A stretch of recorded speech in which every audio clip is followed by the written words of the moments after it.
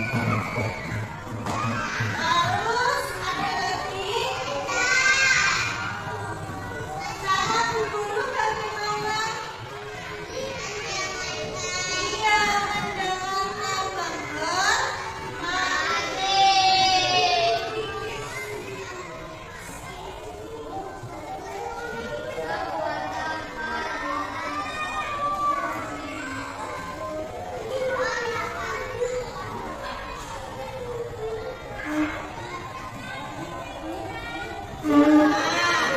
Di sini sudah cukup ya. Ada 6 cukup apa belum? Nah, di sini yang pertama datang teman aku. Setuju apa tidak? Berdoa sebelum dan sesudah belajar. Memakai seragam sesuai jadwal. Lalu menjaga kebersihan. Lalu saling membantu. Apakah ingin mendengarkan guru saya menjelaskan? Nah, ini keenam ini itu akan kita jadikan keyakinan jelas. Jadi kalian harus hafal dan harus menaati, ya. Harus ditaati. Kalau tidak ditaati apa yang terjadi? Harus bagaimana guru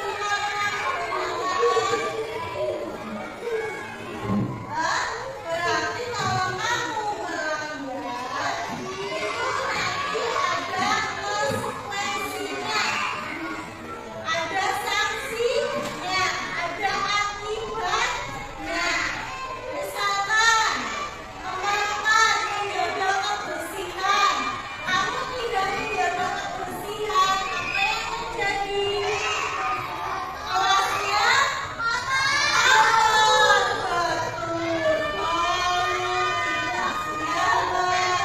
Berarti kamu harus menaati, harus menjaga kebersihan. Nah, ini nanti Bu Guru print, nanti kita sepakati bersama-sama, ya. Nanti semua murid dan guru nanti akan menyetujui keyakinan yang telah kita sepakati. Paham? Paham, Mbak? Ya. Ya. Ada yang ingin bertanya? Tidak, sudah cukup. Ya.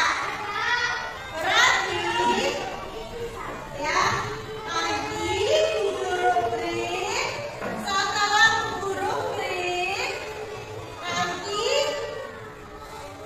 setelah Bu Guru print, nanti kalian cat jempol. Bisa cat jempol? Bisa. Siap? Siap. Oke. Udah ya, Bu Guru print dulu. Oke? Tunggu sebentar ya.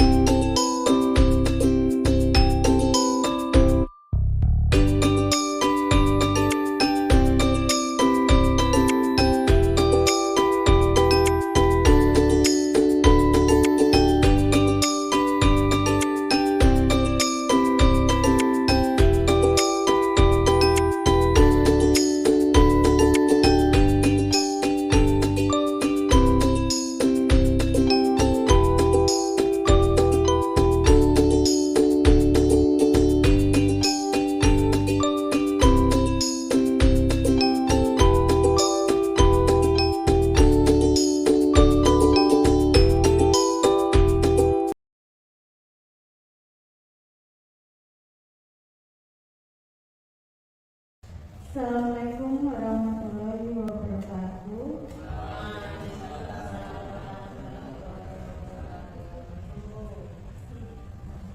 Alhamdulillah, pada hari ini saya akan menyebarkan pemahaman dan penerapan pengalaman budaya positif yang telah saya pelajari selama mempelajari modul 1.4. Mohon izin Bapak Ibu untuk menjelaskan ya.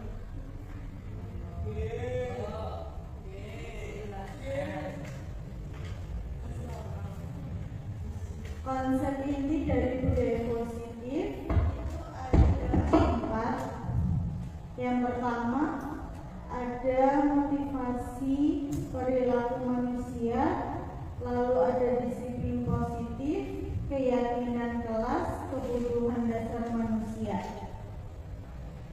Lalu ada perubahan paradigma belajar, posisi kontrol guru, nilai-nilai kebajikan, dan segitiga restitusi.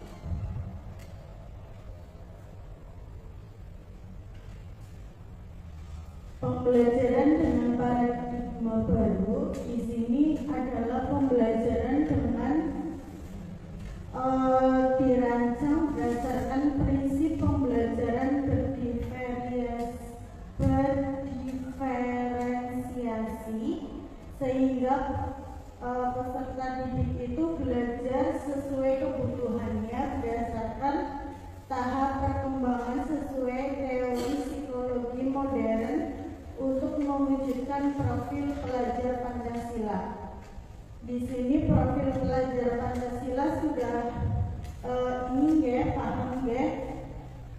Itu ada 6. Yang pertama, beriman, bertakwa kepada Tuhan Yang Maha Esa dan berakhlak mulia, lalu berkebinekaan global, bergotong royong, kreatif, bernalar kritis, dan mandiri.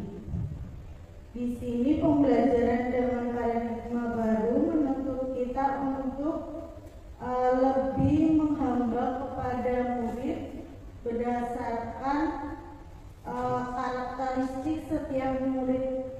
Jadi kita harus tahu apa kebutuhan yang harus kita cukupi untuk menuntun murid kita menjadi pelajar Pancasila.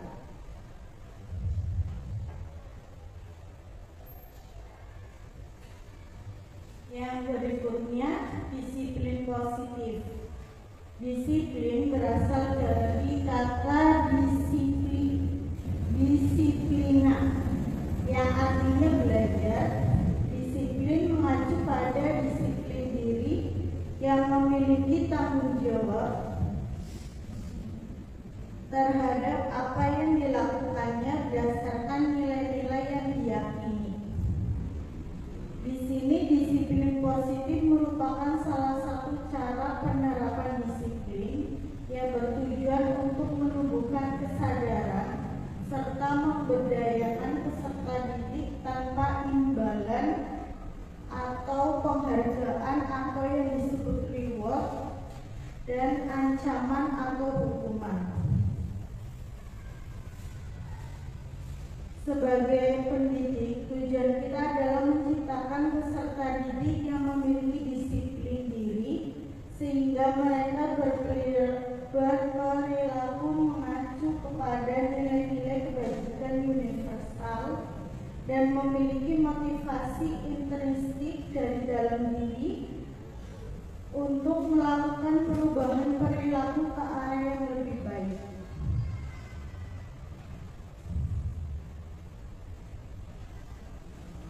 Di sini nilai-nilai kebajikan itu nilai yang disepakati bersama lepas dari suku bangsa, agama, bahasa maupun latar belakangnya. Contohnya di sini, kalau yang sesuai dengan profil pelajar Pancasila ada beriman, bertakwa kepada Tuhan Yang Maha Esa dan berakhlak mulia, berkebinekaan global, gotong royong, mandiri, kreatif, dan bernalar kritis. Lalu kalau kita mengacu pada Ibo Primary Years Program PYP, itu ada toleransi, rasa hormat, integritas, mandiri, menghargai, antusias, empati, keingintahuan, kreativitas, kerjasama, percaya diri, dan komitmen. Kalau kita mengacu pada keterampilan hidup atau life skill, itu ada yang namanya nilai dapat percaya, lurus hati, pendengar yang aktif, tidak merendahkan orang lain, dan memberikan yang terbaik dari diri.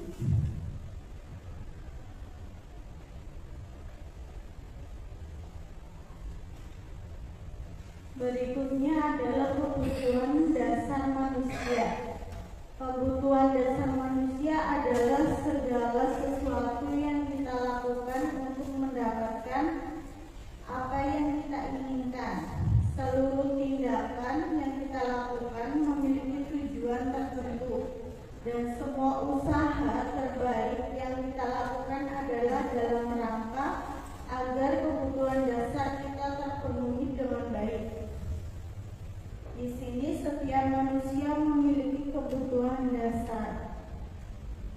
Yang pertama, bertahan hidup. Bertahan hidup itu ada makanan, pakaian, tempat tinggal, keamanan, kesehatan. Lalu ada kasih sayang dan rasa diterima. Rasa diterima, dipedulikan, berbagi, kerjasama, menjadi bagian dalam kelompok. Lalu ada penguasaan. Penguasaan di sini yaitu harga diri, keinginan untuk dianggap, memimpin, berprestasi, diakui dan didengar. Lalu ada kebebasan, yaitu mandiri, memiliki pilihan, mencoba hal yang baru, mampu mengendalikan arus dunia. Yang terakhir adalah kesenangan, yaitu bermain, humor, antusiasme, lalu tertawa. Kebutuhan dasar ini harus kita penuhi berdasarkan kebutuhan anak. Lalu motivasi perilaku manusia. Di sini ada dua motivasi. Yang pertama ekstrinsik, yang kedua motivasi intrinsik. Kalau ekstrinsik dari luar, sedangkan kalau intrinsik itu dari dalam. Yang pertama itu yang ekstrinsik, yang dari luar. Itu untuk menghindari ketidaknyamanan atau hukuman, lalu untuk mendapatkan imbalan penghargaan dari orang lain. Biasanya motivasi ini dipengaruhi oleh orang-orang yang ada di sekitar kita. Jadi kita melakukan sesuatu itu berdasarkan adanya ketidaknyamanan atau hukuman dari orang lain, ataupun imbalan yang kita dapat dari orang lain. Itu yang memotivasi mereka melakukan sesuatu. Berbeda dengan motivasi intrinsik, itu yang berasal dari dalam diri, yaitu untuk menjadi orang yang mereka inginkan dan menghargai diri sendiri dengan nilai-nilai yang mereka percaya. Jadi mereka memiliki keyakinan pada dirinya untuk menghargai dirinya sendiri. Jadi tidak berdasarkan pendapat orang lain.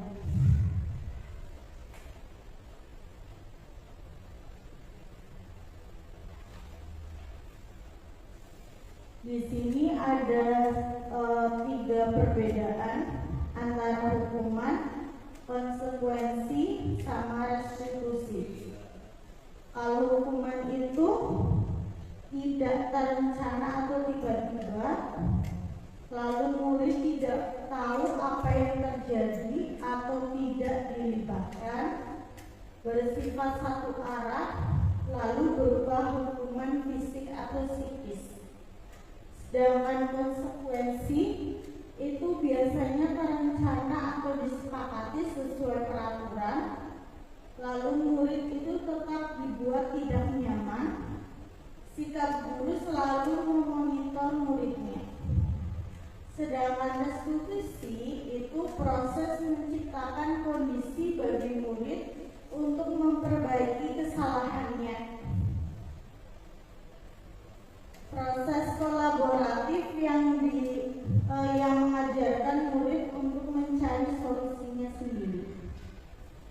Jadi kalau hukuman kita bertindak itu satu arah. Jadi ketika ada anak berbuat salah langsung kita marahi.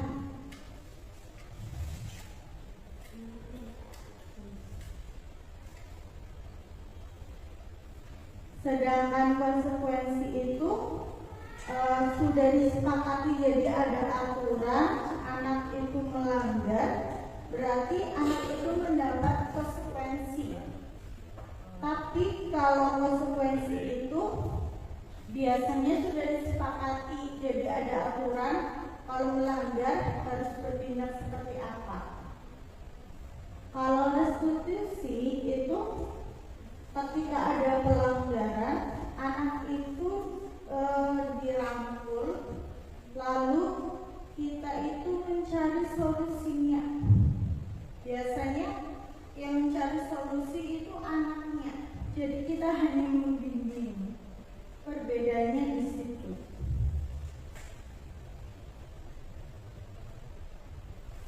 Di sini ada 5 posisi kontrol guru.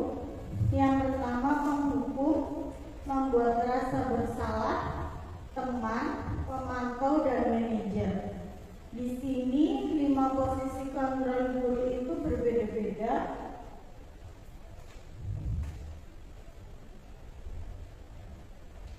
Yang pertama itu sebagai teman. Di sini ada contoh kasusnya, yaitu siswa tidak memakai atribut lengkap saat upacara bendera. Kalau kita sebagai guru itu posisinya sebagai teman, itu kita akan berbicara, ayo dong ikuti aturan sekolah, tolong bantu ibu dan bapak ya, sekali ini ya sudah tidak apa-apa, lain kali jangan sampai berbuat seperti ini lagi ya. Nah, ini indikator kita sebagai guru itu berposisi sebagai teman dalam menyelesaikan masalah dengan anak. Kalau sebagai pemantau, biasanya itu kamu sudah melanggar peraturan sekolah, kamu tahu konsekuensinya. Lalu setelah upacara kamu beli atribut ya, kooperasi dan jangan diulangi lagi. Nah di sini berarti guru itu sebagai pemantau. Jadi guru hanya mengingatkan konsekuensi yang harus dia dapatkan, lalu mengingatkan lagi untuk tidak mengulangi lagi.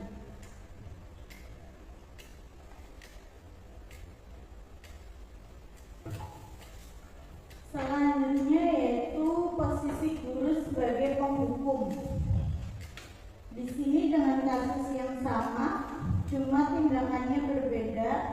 Kalau sebagai penghukum, biasanya anak yang melanggar itu akan diberi hukuman hormat pada bendera selama 1 jam. Nah ini termasuk hukuman fisik. Jadi tidak disarankan seperti itu. Yang keempat itu pembuat merasa bersalah. Biasanya itu ditanya, berapa kali ibu bapak harus memberitahu kamu selalu saja mengecewakan ibu bapak. Kalau untuk pembuat merasa bersalah itu biasanya lebih kepada anak, bagaimana anak menyadari kesalahannya dan dia merasa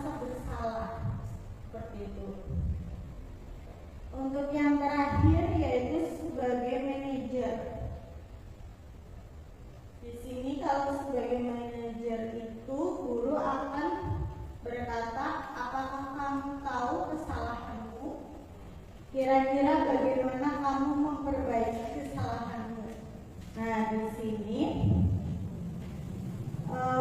posisi guru sebagai manajer itu kita harus mencari tahu sebab mereka melakukan pelanggaran tersebut, lalu mengajak siswa tersebut untuk memperbaiki kesalahannya dan mencari solusi.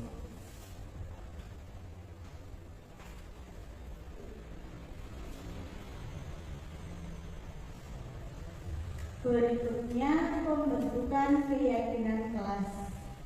Saya yakin setiap kelas memiliki keyakinan yang berbeda-beda.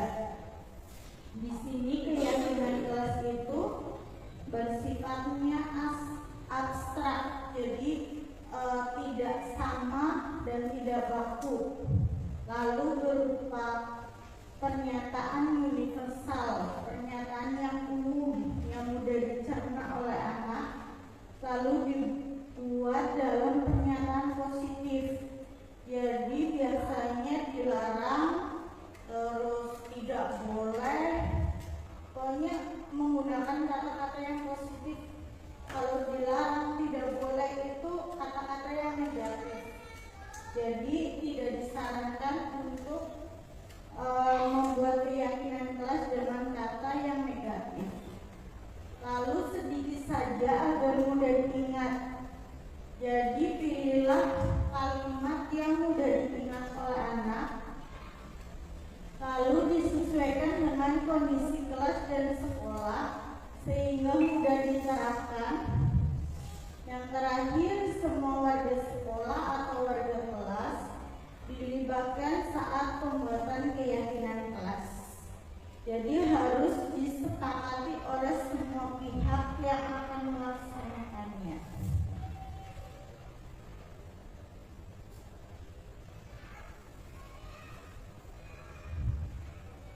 Di sini pembentukan keyakinan kelas itu biasanya lebih abstrak dari peraturan.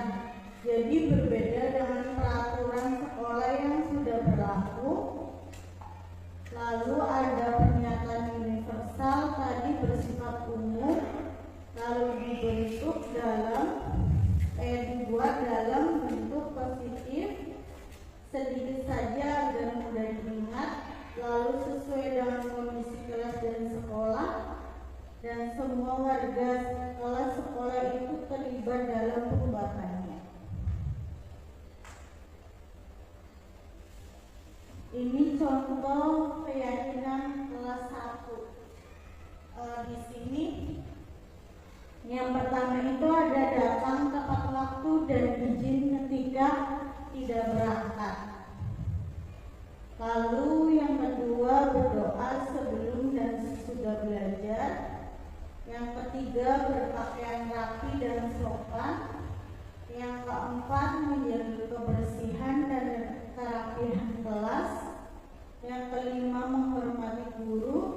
Yang keenam saling menghargai dan tolong-menolong. Jadi untuk yang kalimat pertama itu kita tidak menggunakan kalimat negatif. Kalau kalimat negatifnya kan berarti dilarang terlambat masuk ke sekolah, terlambat datang ke sekolah seperti itu. Itu diganti dengan datang tepat waktu dan izin ketika tidak berangkat. Lalu untuk menjaga kebersihan dan kerapian kelas itu, kalau kalimat negatifnya kan itu dilarang membuang sampah sembarangan. Kita ganti menjadi kalimat positif, jadinya itu menjaga kebersihan dan kerapihan kelas.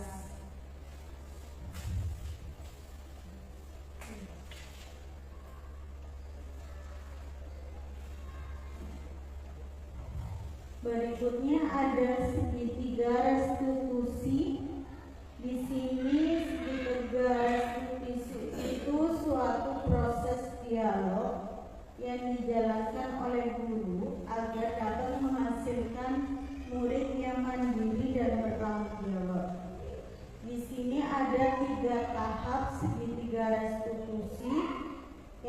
pertama menstabilkan identitas, yang kedua validasi tindakan yang salah, dan yang ketiga menanyakan keyakinan.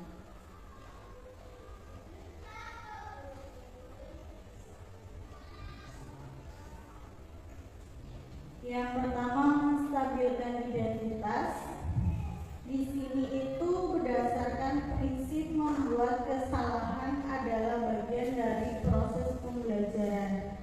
Jadi ketika anak membuat kesalahan, kita tidak boleh langsung bilang kalau itu tindakan yang salah, tapi kita harus meyakinkan siswa bahwa berbuat kesalahan itu tidak apa-apa, karena itu merupakan proses pembelajaran. Di sini kalimatnya, berbuat salah itu wajar, tidak ada manusia yang sempurna, ibu bapak juga pernah melakukan itu, ibu bapak tidak mau mencari siapa yang salah, tapi ingin mencari solusi dari permasalahan ini.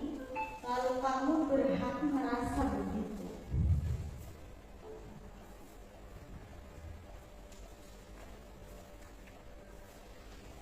Selanjutnya validasi tindakan yang salah.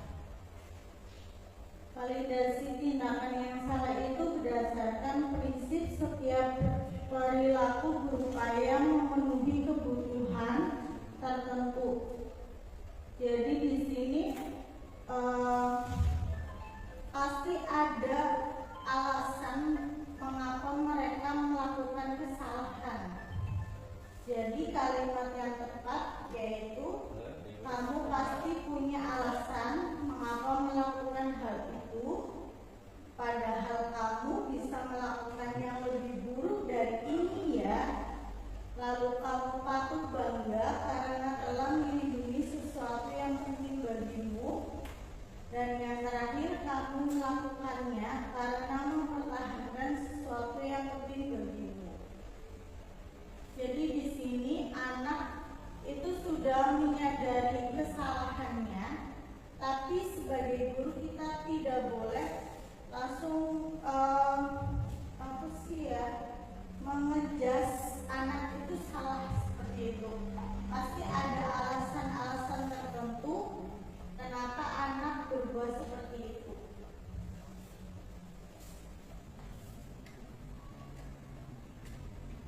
Yang terakhir yaitu menanyakan keyakinan. Ketika anak sudah menyadari kesalahannya, di sini kita akan menanyakan keyakinan. Berdasarkan prinsip teori kontrol bahwa pada dasarnya kita termotivasi secara intrinsik.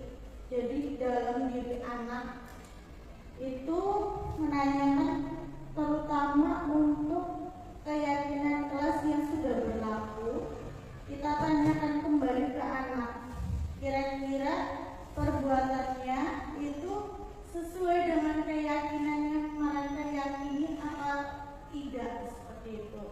Kalaupun tidak, kenapa mereka melanggarnya seperti itu?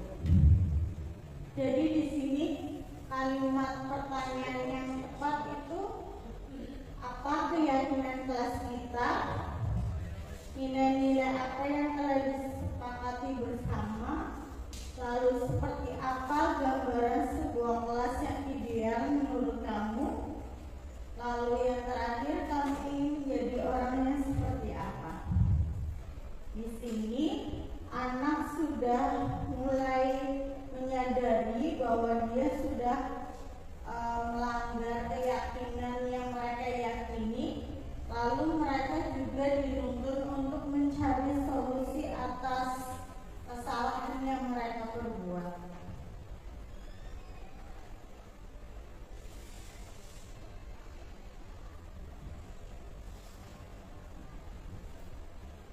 Terakhir, penutup, dalam penerapan program disiplin positif ini, hendaknya guru itu memiliki standar kepribadian, profesional dan sosial yang baik, di mana guru mampu merefleksikan dirinya dalam posisi kontrol saat ini.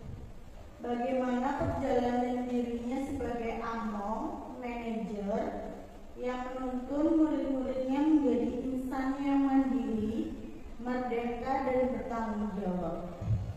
Nah, di sini berarti disiplin positif sangat penting kita terapkan dalam kehidupan kita, terutama sebagai seorang pendidik, karena kembali lagi bahwa kita sebagai seorang pendidik itu hanya sebagai petani, ibaratkan petani yang dan siswanya itu tanah dan bibit yang akan kita rawat.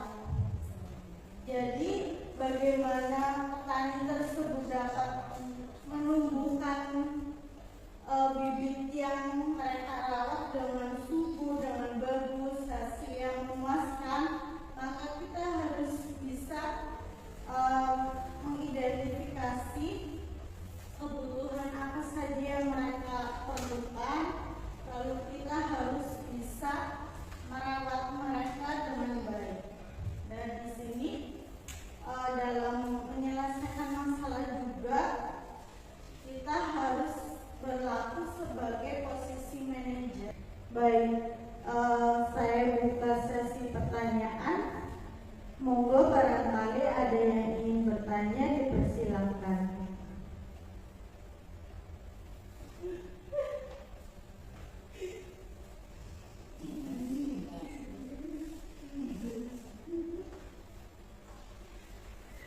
Oke, terima kasih Bu Wulan atas penjelasannya. Tadi itu kan ada, kalau tidak salah, segitiga restitusi ya. Nah, yang mau saya tanyakan itu bagaimana cara penerapannya di dalam sekolah.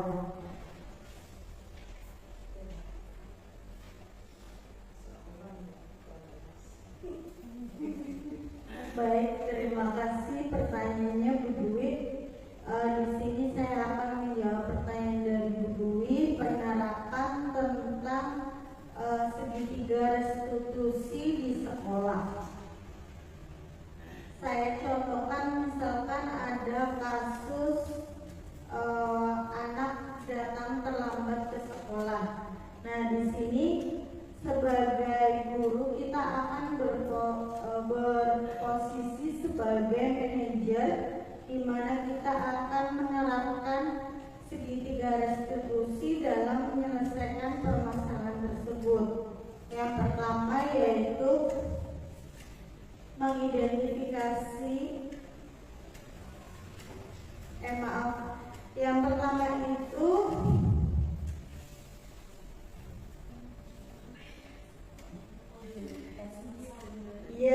mengidentifikasi masalah, lalu ada validasi tindakan yang salah, dan yang terakhir adalah menanyakan keyakinan.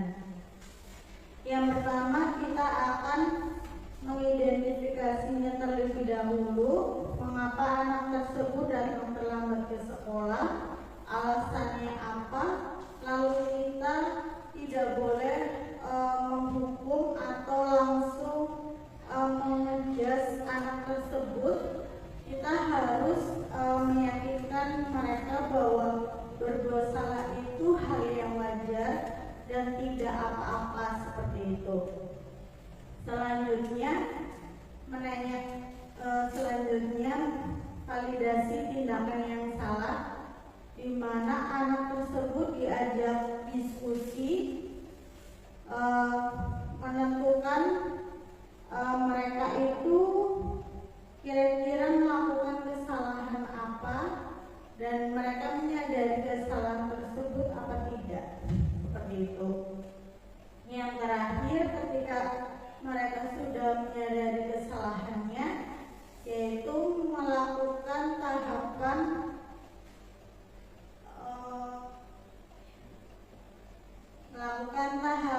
yang terakhir, menanyakan keyakinan. Nah, di sini kita